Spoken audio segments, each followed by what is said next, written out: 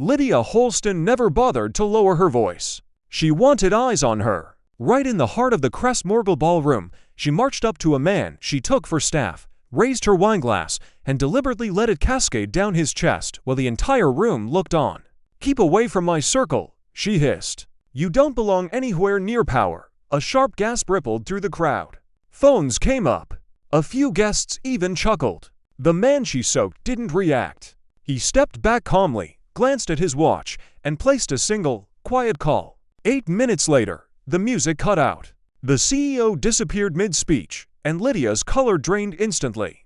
Because the man she humiliated wasn't staff at all. He was the mind behind the $1.9 billion lifeline her failing empire couldn't survive without. The Crestmore Gala prided itself on being untouchable old fortunes, rising influence, whispered deals, and people who treated the ballroom like a throne room. Crystal chandeliers glowed over silk-draped tables as the city's wealthiest families gathered to admire themselves. Moving silently through it all was Adrian Cross, a man most overlooked and none truly noticed. He spoke to no one, watched everything. This night wasn't about enjoyment. It was an assessment. A $1.9 billion partnership depended on how the Holston family behaved when they thought no one important was paying attention. He didn't have to wait long. "Excuse me," a sharp voice cut through the air. Lydia Holston, famous for turning entitlement into a weapon, strode straight toward him. Nearby guests turned, already expecting trouble. It followed Lydia everywhere. "You're standing too close to the benefactors," she snapped. "This area is for contributors, not workers." Adrian met her stare evenly.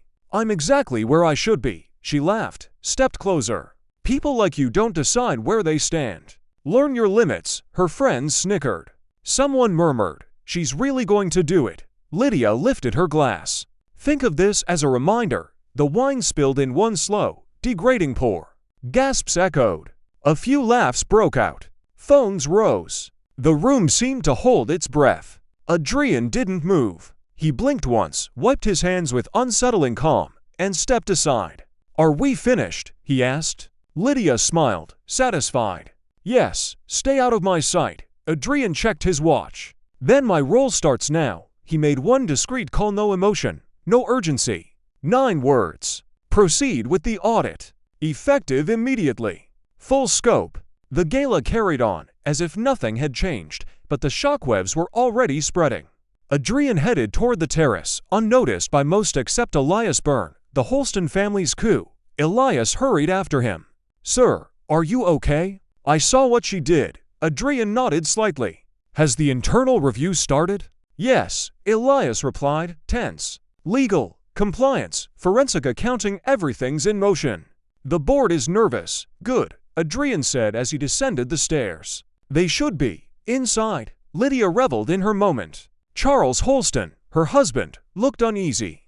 "Lydia, you shouldn't have done that." She waved him off. "Please, he's lucky I only spilled a drink. People like him come here, hoping for scraps." Charles leaned closer, voice tight. "You don't get it. Our company is barely holding together.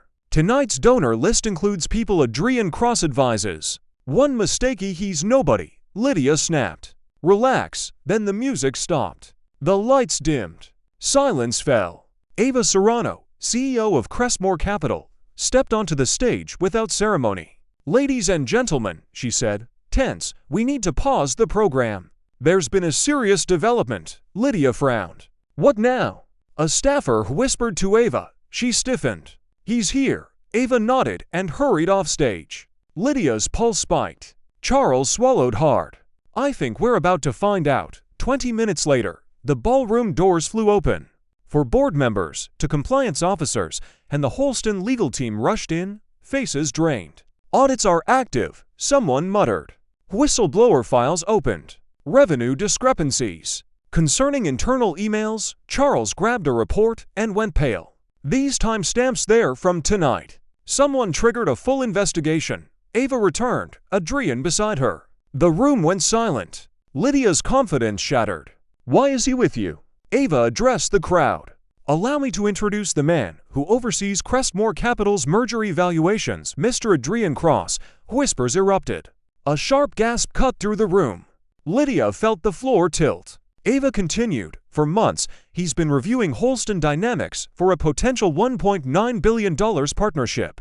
His recommendation determines whether your company survives. Every Holston executive froze. Lydia stepped forward, shaking. Wait, he's not staff. Adrian's voice was quiet. No, I'm the one deciding whether your empire lasts another quarter. Her face drained. I didn't know that, Adrian replied. Is the problem?